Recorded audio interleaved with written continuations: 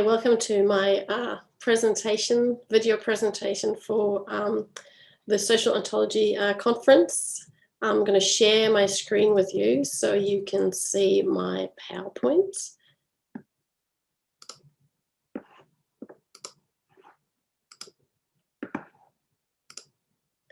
So you should now be able to see my PowerPoint. So my presentation is titled Group-based Ignorance in Corporations, Rio Tinto and the Juukan Gorge Disaster. The presentation structure is as follows. I'm going to give a brief overview of the Juukan Gorge Disaster. I'm going to talk then about the corporation involved in the disaster and responsible for it, Rio Tinto, about their epistemic failings. Then I'm going to move to the more philosophical part and talk about group-based ignorance. And finally, I'm going to talk about epistemic obligations. So on the morning of the 26th of May, here in Western Australia, we woke up to find the following news item on the front page of this. In this case, it's The Guardian, but it was really on the front pages of several news outlets, that Rio Tinto, the mining corporation, had blasted a 46,000-year-old Aboriginal site to expand their iron ore mine. The company had a legal permission to destroy the rock shelters that were situated in this area that is called Juukan Gorge, and this the destruction of the site caused a national and ultimately an international outcry for obviously the attitude it expressed towards this ancient culture and the protection of the heritage. So these rock shelters, they are located in an area that is quite sparsely populated in Western Australia, called the Pilbara. And the Pilbara is also the location of major mining operations. So several of the large mining corporations have very large landholds there, leases that allow them to exploit the area for resources, and one of the most important resources that are being extracted there is iron ore, and Western Australia is the world's largest exporter of iron ore. So Rio Tinto conducted its own survey of the specific area that these rock shelters are in 2003. That's when it was first identified that these rock shelters were of significance. And then these processes, they take a long time, both in terms of permissions that need to be sought, and also the interactions with traditional landowners, which mining companies have to conduct. In any case, the area was earmarked for an expansion of an existing mine. So in accordance with that planned expansion of the existing mine, in 2013, Rio Tinto applied for and was granted a permission to destroy the site under the WA Aboriginal Heritage Act. So again, when Aboriginal sites are being affected by mining operations, the companies have to apply for a permission to affect those sites. And when that permission is granted, then they can go ahead and in this particular case, one of the conditions of the permission was that further surveys and excavations would have to take place, and artifacts of cultural significance would have to be removed from the cave, that have to be salvaged. Basically everything that was of significance and could be removed should be salvaged from those caves, and that's what they did. So they commissioned a proper, thorough archaeological survey that took place in 2014 and onwards, And it was only then that it really was established just how significant these sites were. It was only then that it was established through carbon dating how old some of these artifacts were. And that's when they established that some of these artifacts were in fact 46,000 years old. And I've seen some other figures that said 47,000 years old. So the true significance was only established after Rio Tinto had already obtained permission to destroy the sites under the law. The archaeological firm that was in charge of some of these excavations produced their final report in 2018, and in that report declared the site as being of the highest archaeological significance in Australia. Now, in the meantime, Rio Tinto continued with their scheduled expansion of the mine in line with their schedule.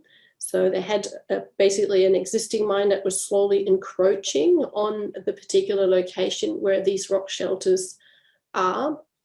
And they basically just continued to with their original schedule. And then things got a little, I guess, not blurry, but confusing in the timeline. I've read several of the reports that have been made both by Rio Tinto and also by the parliamentary inquiry and the committee in charge of it that is now happening on this topic. And basically, in line with their schedule, Rio Tinto began to drill blast holes in early May 2020. So you can see this process, this entire process is quite drawn out. But finally, in May 2020, they started drilling blast holes north of the sites, which were the blast holes that would destroy these rock shelters. They'd already blasted areas south of this gorge area, but it was the ones north that were going to have this major impact. And they drilled those holes from the 3rd to the 12th of May in 2020 and loaded explosive into those holes from between the 13th and the 19th of May. Interestingly, it turned out that the traditional owners, who had been in constant communication with Rio Tinto over more than a decade on this, only found out about the imminent destruction of the caves on the 15th of May, apparently, and then urgently addressed Rio Tinto's heritage department to ask for the suspension of the plans to destroy the site. They said it was really important to them, and they hadn't been aware that the destruction was imminent. In fact, they asked if they could visit the caves as a traditional visit as part of a NAIDOC week, which is a week in which we celebrate the Australian Aboriginal culture. So they had plans to visit the site as the traditional owners, and obviously to maintain their connection to the country, and were unawares that its destruction was imminent.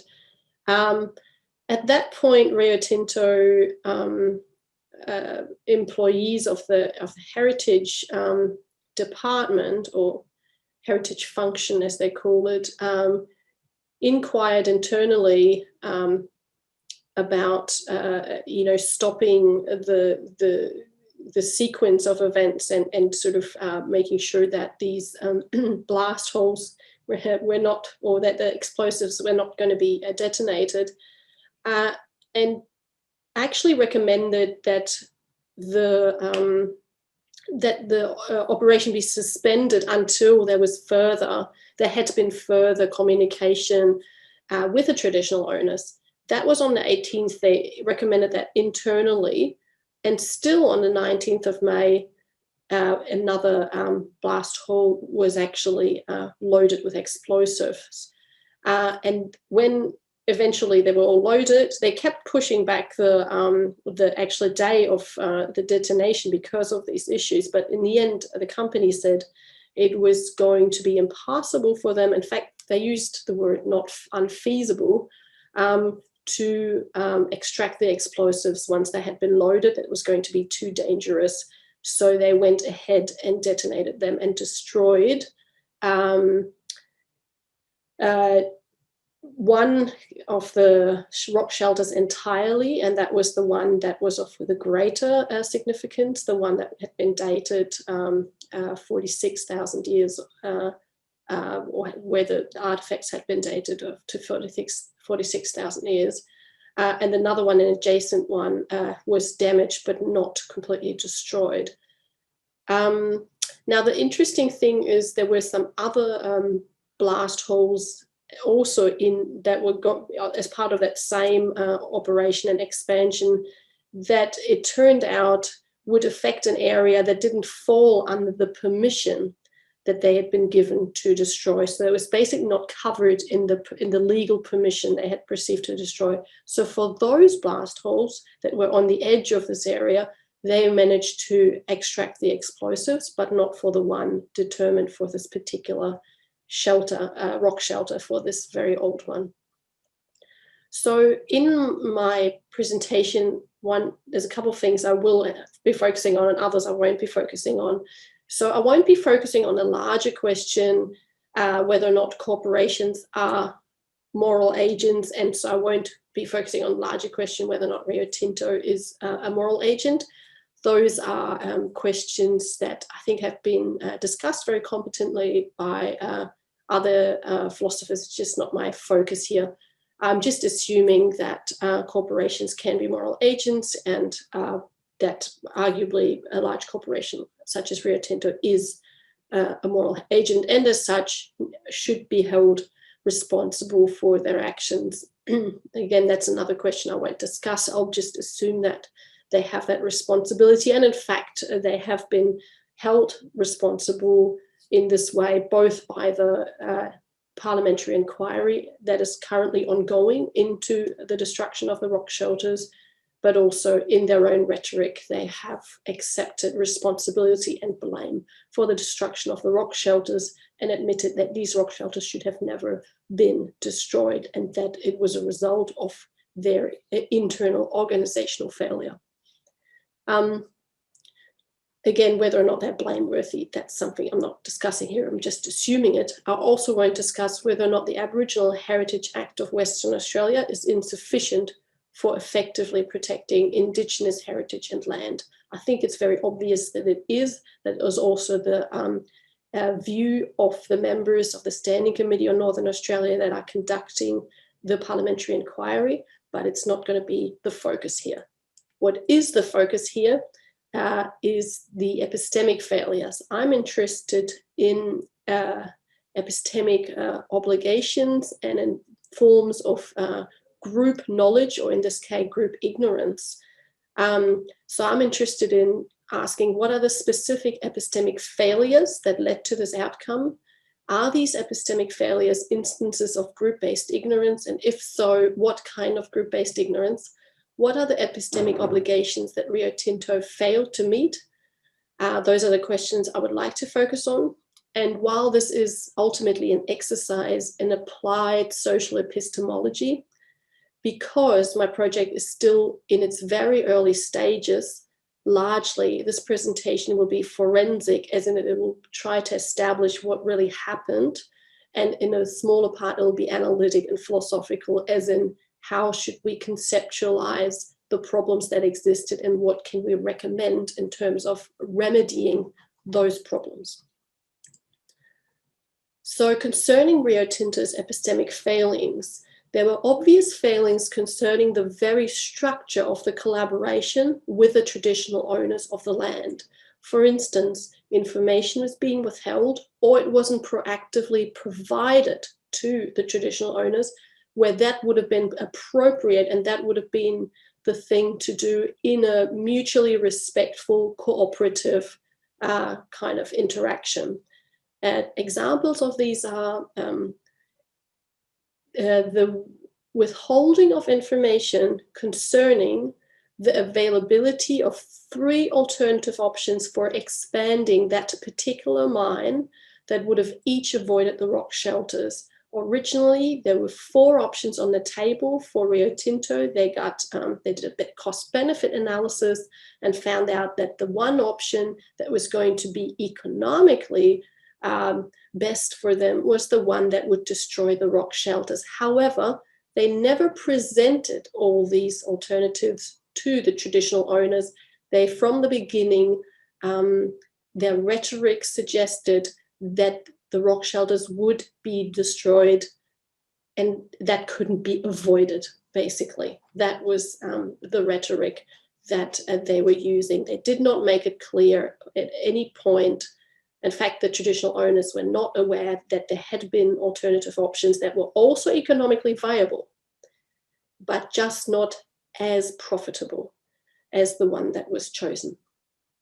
Another very obvious failure, epistemic failure, is the failure to communicate the exact timing of the planned detonation. Apparently, the traditional owners only learned on May the 15th, 2020, that the detonation of those rock shelters was imminent. And some of the testimony that I read in the interim report of the inquiry, the parliamentary inquiry, suggested that they were under the impression that since the heritage status and archaeological significance was of the rock shelters was well known to Rio Tinto, that they would actually spare those rock shelters. In any case, none of these are my focus here. These are obvious epistemic failings within the sort of collaborative structure between Rio Tinto and the traditional owner. What I'm interested in are the failings that concern the internal epistemic structure of the organization, so more narrow focus. For instance, the lack of structures to appropriately respond to moral reasons or changes to moral reasons.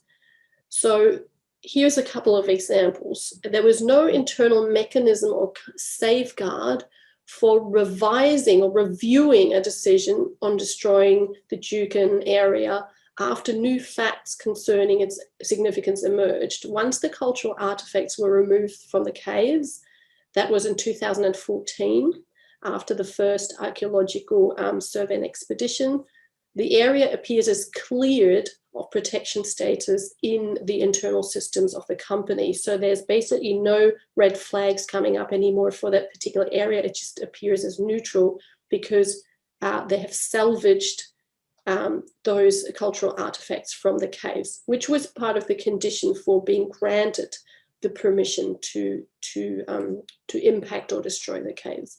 So at that point, there was just no way in which there was nothing that would trigger an internal review, even though it was in precisely that excavation in 2014 where the true significance of the cave came to be known to Rio Tinto. So that those results were clearly communicated to the company and circulated in the company, yet there was just these two pieces just weren't put together, or the information just didn't trigger a review of the decision. Again, in 2018, a major archaeological firm that had been conducting a survey produced its final report in 2018, which declared, and it was in that report that the rock shelters were declared of the highest archaeological importance in Australia. And again, that was another moment where a change of direction could have occurred and didn't. That information was just not taken in so as to produce a revised decision. There was also no appropriate escalation mechanism where increased significance of the rock shelters and their planned destructions should have been clearly flagged with the company's executive, but it wasn't. So basically, further down the track, when the destruction was imminent, there was just apparently, and according to Rio Tinto, the executive was not involved was not informed. They were not in a loop on this. They didn't know this was happening. Further, the internal information flow seemed inadequate in that explosives were placed in the blast holes even after the company's own heritage team internally recommended to suspend the planned detonation. You may have seen the timeline there, and I'll show some of the timeline again in a moment. But the day after the heritage team internally suggested to suspend the planned detonation, the day after, another 22 blast holes were loaded with explosive. And the problem with those explosives is, from what I've read, is that once you put them in there, they are very difficult to extract, and it is actually quite dangerous. And there's also an expiry time on them. So they could, if just left in the ground unattended, they could, from what I understand, cause damage and explode anyway. That's my understanding. That's at least how Rio Tinto put it. So in their submission to the Joint Standing Committee in Northern Australia and their own board review of their cultural heritage management, which they submitted, Rio Tinto admits to the following epistemic shortcomings in the process leading up to the destruction of the rock shelters. So these are quotes from their own submissions and their own reports. Quote, "It is clear that various opportunities were missed to reevaluate the mine plan in light of this material new information. There was insufficient flexibility in our operating procedures in terms of responding to material new information about the cultural heritage significance of the Juukan Gorge area. Further, the community's function, and by function they mean internal department, and heritage in particular, so those are the departments internal to Rio that are responsible for relationships with traditional owners. The community's function and heritage in particular have been too siloed in their operations, and they have been insufficiently integrated into INOR's strategic planning and project management decision-making. The level of information available about cultural heritage sites at an operational mining level was inadequate. So basically, those who knew about the importance of the sites were not directly connected or not connected enough with those who were actually making the strategic decisions about those things.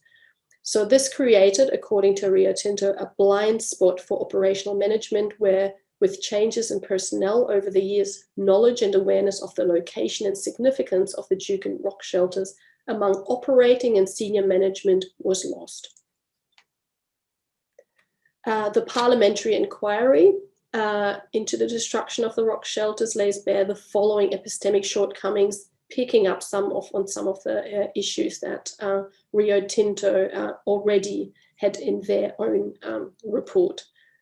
So this from the interim report in December 2020. I should say this parliamentary inquiry is ongoing, and they are yet to produce a final report. So they're still, from what I've seen, they're still holding meetings and getting testimony and still interviewing people for that inquiry and for that report. So it hasn't been concluded, this investigation. I quote, "The culture and institutional structure within Rio Tinto did not adequately prioritize Indigenous heritage.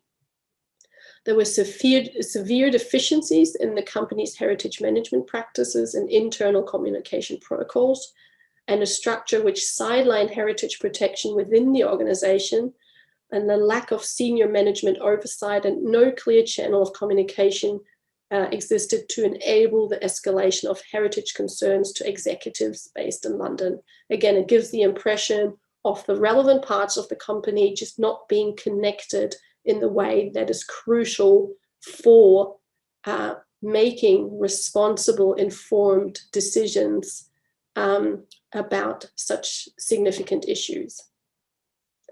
So here's just a quick excerpt also from this same interim report that just shows how badly, if you like, the communication was disconnected within the company. According to Rio Tinto's evidence, on the 14th of May 2020, a Rio Tinto heritage team met with the traditional owners representative. At this meeting, the traditional owners representative, Dr. Bilth, asked, whether a site visit to Juukan Gorge could be arranged as part of NAIDOC Week, that is the week in which we celebrate our Aboriginal heritage in Australia. The heritage representative undertook to make inquiries. Now, the interesting thing about this is that at that point, on the 14th of May 2020, all the blast holes had already been drilled, and several of them had already been, I think 1 or 2 of them had already been loaded.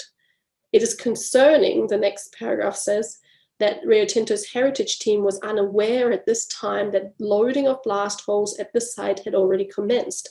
This is crucial because delays in the provision of information to the traditional owners at this time reduced the already limited time available to prevent the blast from occurring.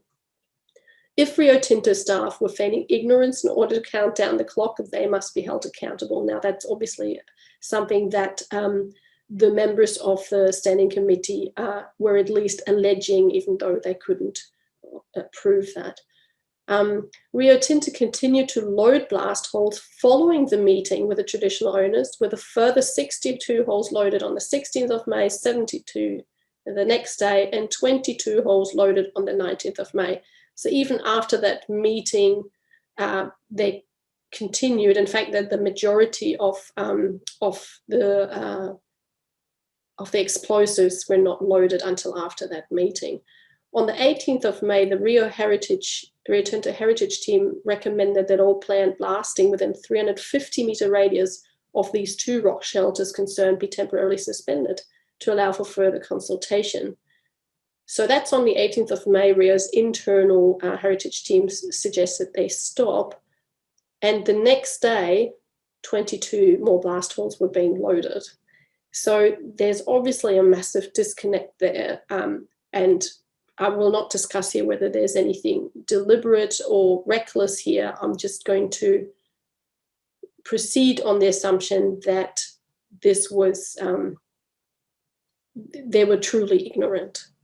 Notes provided by Rio Tinto from a teleconference on the 21st of May indicate their concern at this stage was focused around ensuring other significant sites not subject to the Section 18 approval. So that's the approval they received according to the Heritage Act, where they were had a permission to destroy these particular sites. However, as it turned out, they had drilled a few holes that would impact a site that wasn't covered by the approval. So they were very concerned about those. So you can sort of see how the escalation mechanism and the reaction, a quick reaction, was possible when it came to a potential legal breach. So there they actually acted, they made sure that these additional sites would not be impacted by actively removing the explosives that had already been loaded. But they didn't do that for the main site for which they had a legal clearance. So that, I guess, at least challenges their narrative of whether or not it was not possible to move those explosives for the main site. Okay. In the interim report, the parliamentary inquiry into the destruction of the rock shelters interviews the then CEO of Rio Tinto, Mr. Jacques. And Mr. Jacques, here's a quote: "In evidence to the committee, Mr. Jacques stated he was unaware of the significance of the rock shelters until May 24th, which is the day that they were detonated. And the committee suggests that this is also difficult to believe, and if true, would indicate that other senior members of the leadership team, in this case, Ms. Niven, the Group Executive Cooperative Relations, and Mr. Salisbury, the Iron Ore CEO, facilitated a state of deliberate ignorance for Mr. Jacques." So we're not sure whether they were just protecting the CEO here, which is quite possible, or whether they had deliberately not passed on the information, or whether they had negligently not passed on information. Why are these epistemic failings philosophically interesting? They're interesting for a number of reasons. First of all, ignorance can sometimes count as an excusing factor for responsibility and blameworthiness. If somebody didn't know and perhaps couldn't have known about the consequences of a particular action, and we may sometimes see that as suggesting that that person is not blameworthy or shouldn't be held fully responsible for the consequences of a particular act.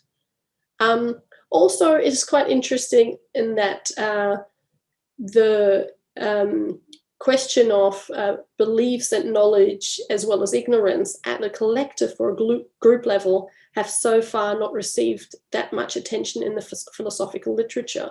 It's fair to say that there's an increasing amount of attention on a group knowledge and collective types of belief, but that's only a recent development. So in a way, this inquiry could contribute to that literature and help us learn a bit more about what it means for a group to either know something or fail to know something, that is to be ignorant of something. Further, understanding such group-based ignorance can provide us with very useful insights into the nature of our epistemic obligations, where these concern joint epistemic goods. Joint epistemic goods are epistemic goods that we can only jointly produce, where it takes more than one person to produce that good. And it can also help us find potential remedies for collective and corporate moral failures, where those failures are at least in some part due to epistemic failings. So talking about group-based ignorance, what is meant by ignorance? Ignorance here means the lack of true belief, in that I follow a definition provided by Rick Peels in a 2012 paper. An agent, therefore, is ignorant of a true proposition P if she does not hold a true belief with regard to P. I should also say that a lot of what follows now in the more philosophically focused part of this presentation is based on a recent paper of mine that appeared in Political Studies earlier this year that is titled "How We Fail to Know Group-Based Ignorance and Collective Epistemic Obligations." So looking at types of group-based ignorance, let us start with group-based types of knowledge. The most basic form of group-based knowledge is shared knowledge. It is first-order group-based belief. A proposition P is fully shared knowledge in a set of agents if each of the agents hold a true belief that P. So for instance, we all share the belief that the Social Ontology conference this year is being held online. That's because I'm recording this video for you now, and you are presumably watching it. So you are watching it because you are aware that it is on the website for the conference. So we share knowledge of that fact that this conference is being held virtually this year, and that speakers will upload their videos beforehand. So that is shared knowledge. Now, when it comes to ignorance, it can be fully shared in a group, or it can be partially shared or generally shared. It just depends on how many people are ignorant of a particular proposition. So it could be that we all share, let's say, knowledge of the proposition, of the true proposition that the conference is being held online this year. But only some of us might know that, it won't be held online next year. In fact, I don't have any idea, but I'm hoping it won't be online next year. But so some of us might know that would be a truth to the matter, and some of us might know that, and some of us don't. So depending on that, the group that consists of us, or the set of agents, is ignorant and shares ignorance to some degree. It's important to know that whenever we want to coordinate any action, we usually have to have some kind of shared knowledge with another person. So just meeting up somewhere, let's say meeting at a particular cafe, it is absolutely essential that each of the people who are trying to meet up know where, for instance, that cafe is and what time you're meeting up, or at least they know someone who knows. Okay, so there must be some level of shared knowledge for coordination. Common knowledge is obviously harder to obtain. Common knowledge involves higher order knowledge. So a way one way of defining common knowledge is to say a proposition is common knowledge if it's true that it is shared knowledge in that particular group, and the fact that it's shared knowledge is itself shared. So not only do we all know that this conference is being held online this year, we all know that we all know. So it is common knowledge between us up to that level, and obviously it's a question up to which level we can claim higher order beliefs, but it's certainly first level common knowledge between us if we're all participating in this, that this conference is being held online. Now, common knowledge can obviously fail in a number of ways, and because I'm mostly interested in sort of larger groups where there's perhaps imperfect sort of, common knowledge, I've actually, in terms of looking at higher order ignorance, chosen to somewhat weaken this concept and speak of public ignorance mainly, which is basically ignorance of a proposition where that proposition is widely shared knowledge, but the fact that it is widely shared knowledge is not known, or the members of the group are ignorant of that. So, for instance, it could be widely shared knowledge between us that a certain who's the author of, let's say, the book Group Agency. Maybe that's not known to all of us, but it's known to many of us. If in that case, it would be widely shared knowledge between us. But it might be that we're all ignorant of the fact that this is so widely shared. So if none of us have any idea that others would know this, then that's what I call a case of public ignorance. So it's just a weaker form of sort of ignorance, or based also on a weaker form of higher order knowledge.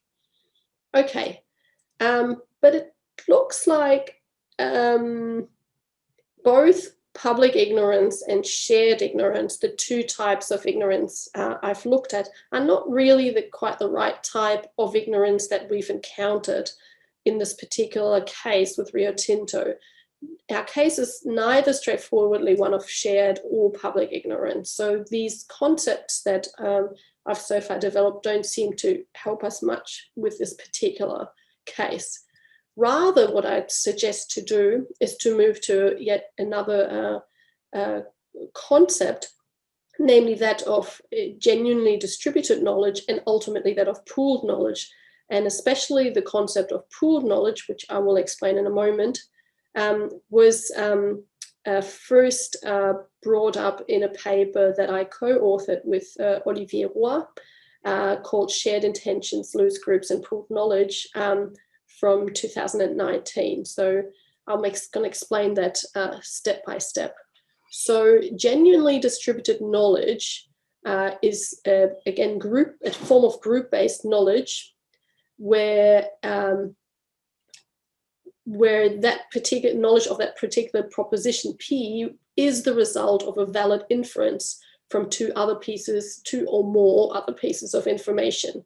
So suppose that we have a group that consists of 3 people. The first person knows that it is raining. The second person knows that if it rains, then the roof will leak. And the third person knows both propositions and therefore knows that the roof will leak because they know it rains. So they know the relevant proposition P, which is also the inference from the first two propositions. So let us call a proposition P genuinely distributed knowledge in a group whenever P is distributed knowledge and in the group, and P would still be distributed knowledge even if, keeping the truth of P constant, no group member knew P. So something is genuinely distributed knowledge in this group, even if C didn't know both propositions. Let's say if C only knew one proposition or knew none of these propositions, then it'd still be genuinely distributed knowledge that the roof will leak. It's just that there wouldn't be anybody to have made the inference, so to speak. So the knowledge of P, which is the inference, the conclusion from the two premises, that knowledge is distributed. It's not held by any particular person. It's not held by any person. Okay, so for the sake of argument, let us assume that Rio Tinto's Chief Executive Officer, Jacques, would have acted differently had he known of the significance of the sites scheduled for destruction.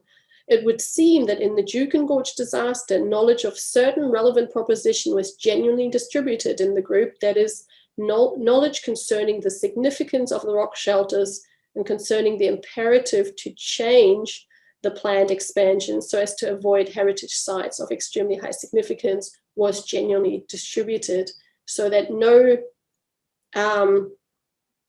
individual person knew all of those propositions. So there being no individual person who put these things together is what we would call a lack of pooled knowledge. The knowledge of this was not appropriately pooled. It was distributed and genuinely distributed, but there's no one there to put it together. So pooled knowledge of a proposition exists where at least one member of the group that we're concerned with knows that proposition, and the proposition is genuinely distributed knowledge in that group. So pooled knowledge is therefore a special case of genuinely distributed knowledge where some group members, perhaps only one, know the conclusion that would result from putting together what is otherwise distributed knowledge. We call these agents the witnesses of the pooled knowledge. So in this case, assuming, again, I am making certain assumptions here, and I'm also assuming that Rio Tinto were genuine in the information they have provided. Now, I know this is not something we can just assume. This may not be the case, but for the purpose of the inquiry, I am assuming it. So you could see this as a case of perhaps the following propositions being known in the group. First, that the destruction of the site was imminent, that these sites were of extreme cultural and archaeological significance. So that was known. So these two things were already not known by the same group. The heritage team knew the latter, while the operational team at the lower level, at the local level, knew the former. However, the executive presumably knew that if a site, an Aboriginal site, is of highest significance, then it would be imperative to avoid destroying it. And if there are plans to in fact destroy it as part of original expansion plans, then those expansion plans should be adjusted. You would think that that conditional proposition is known to and held to be true by mining operatives, not necessarily for reasons of to do with respect for traditional owners or moral reasons. I mean, that may be the case, but just also for purely self-interested reasons. None of these corporations operating, especially in a place like Australia, would necessarily want to be seen as not valuing this absolutely highly important national heritage that we have. So presumably, if the conditional and the other unconditional propositions had been put together by one person, they should have concluded that these plans ought to have been changed. But the person who could have put them together would have been the person at the executive level, sorry. So, and that person wasn't in the know, according to Rio Tinto's own submission. So there was a failure of pooled knowledge. The relevant knowledge was distributed in a group, but no member of the group knew knew the relevant proposition. Now, moving on to our epistemic obligations. So one of the claims that I'm making here is that Rio Tinto obviously failed in a whole lot of at a whole lot of different fronts, and one of those is that they didn't meet their epistemic obligations. Those are the ones I'm interested in. I'm not so interested in the others for now. So epistemic obligations amount to obligations to do certain things that will or might result in an improved epistemic position with respect to one thing or another. They can be procedural obligations that are impossible to codify, but they're always obligations to do certain things, to ask certain questions, to take careful note, to stop and think, to focus one's attention in a certain direction, etc.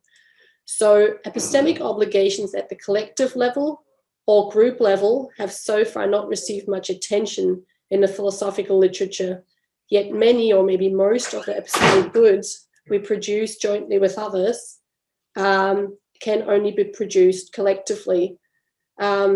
So regularly our epistemic obligations will concern joint necessity cases where two or more agents must contribute in order to perform an action or produce an outcome. So I'm saying that a lot of our epistemic obligations are in fact collective in nature, because many of the epistemic goods that we need to produce can only be collectively produced. Roughly then, there are three different conceptions of collective obligations that have been defended in the literature. They have been defended as obligations of groups of agents, such as corporations, including Rio Tinto, or as joint or shared obligations of individuals, or as individual obligations to contribute to joint endeavors. I'm not going to discuss these differences here, but it's obvious that even if we just sort of agree with the first one, that group agents can have obligations, that'll be enough to keep this argument going. So one thing I think that this really shows us is that our epistemic obligations concern not just our own knowledge and beliefs, but those of others too. And that our obligations, epistemic obligations, can be held by groups where the epistemic tasks can't be performed by individuals, for example, when we're required to produce group-based epistemic goods. So the first point is relevant here because it suggests that it's just not enough that you avail yourself or an individual avails themselves of relevant evidence, but that it is crucial very often that we share relevant knowledge and put others in a position to know, and not just so they have access to the same information, but also this can be crucial for generating the relevant higher order beliefs, where it is important that others know what we know, and it's important that we know what others know. So in terms of the particular case we looked at, I would like to argue, and I haven't really done that yet in a lot of detail, but that's where this paper is heading, that our epistemic obligations can also concern the epistemic structure of groups, their information sharing and decision-making processes. So it's not just about which information was available, but how information was distributed. And in particular, when it comes to group agents, such as corporations, where information flows and decision-making are structured in a particular way, it has to be made clear which information needs to go where in order for the corporation to be able to act on moral reasons and on information that has become available to the organization. So in this particular case, two of the highest, or three of the highest executives suggested that they weren't fully aware of what was going on. So while Rio Tinto has, again, not actually claimed to not be responsible, so they have fully accepted responsibility here, what they have obviously failed in doing is in establishing the structures that would have been required in order to adequately deal with these heritage issues and to adequately pay attention to the relevant information and to therefore also adjust their course of action accordingly. So by siloing these different areas, they have effectively failed to meet their epistemic obligations and therewith failed to meet their moral obligations. And that's the end of the presentation. Thank you.